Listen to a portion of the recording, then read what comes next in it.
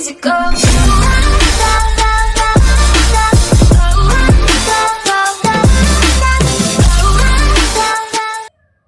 Welcome to my YouTube channel Dhanuravi vlog.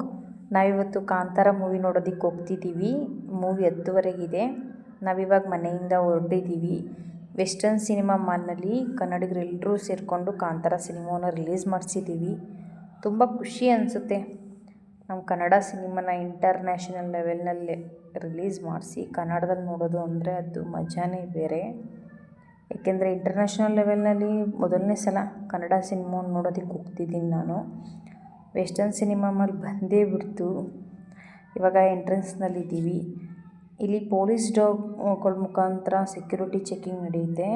ಎಲ್ಲ checking ಆದ ನಂತರನೇ ಒಳಗಡೆ ಎಂಟ್ರಿ ಸಿಗೋದು. ಆಲ್ರೆಡಿ 10 o'clock ಆಗಿಬಿಟ್ಟಿದೆ.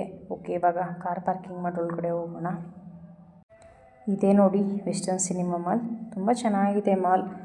ಮಕ್ಕಳನ್ನ ಆಟ ಆಡ್ಸೋದಕ್ಕೆ ಸೌಲಭ್ಯ ಎಲ್ಲ ಇದೆ. ಚೆನ್ನಾಗಿ ಎಂಜಾಯ್ ಕೂಡ ಮಾಡ್ಬೋದು ಇಲ್ಲಿಗೆ ಬಂದರೆ.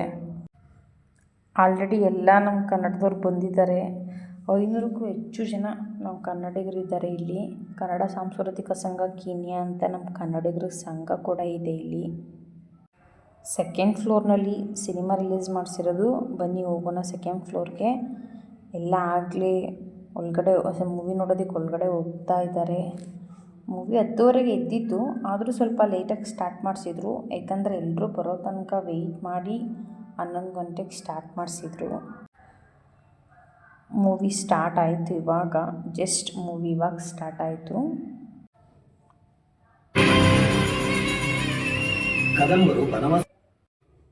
ತುಂಬ ಚೆನ್ನಾಗಿದೆ ಕಾಂತಾರ ಮೂವಿ. ಸಖತ್ ಎಂಜಾಯ್ ಮಾಡಿದೋ ನಾವು ಕೂಡ.